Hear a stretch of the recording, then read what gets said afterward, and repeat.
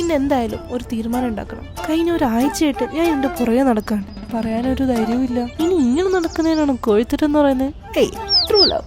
അയ്യോ ആളെന്തേ അതേ പോകുന്നു പച്ചക്കുതിര. Let's follow. അയ്യോ എന്റെ 100 രൂപയുടെ വാച്ച്. Park time restaurant. ഇവനിവിടെ ആരെ കാണാനാ? സ്വിമ്മിംഗ് പൂളൊക്കെ ഉണ്ടല്ലോ.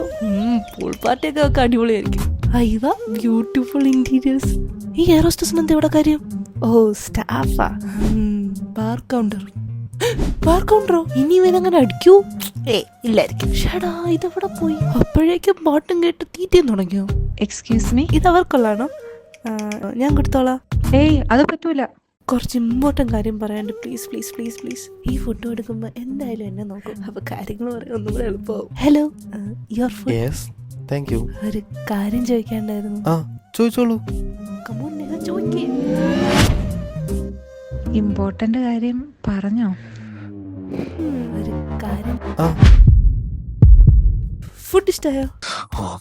ഈ ഫിഷ് മാംഗോ കറി ഒരു രക്ഷയില്ല, വേറെ ലെവല്. ബീഫ് കോക്കനട്ട് ഉണ്ടല്ലോ, കഴിച്ചിട്ട് എന്താ ടേസ്റ്റ് തരും. പിന്നെ ബട്ടർ ചിക്കൻ. തീറ്റ പണ്ടാരം. ഇപ്പം നിങ്ങൾ വിചാരിക്കും എനിക്ക് പറയാൻ പേടിയാന്ന്. പക്ഷെ അതല്ല. പക്ഷെ അതാണ് പ്രശ്നം.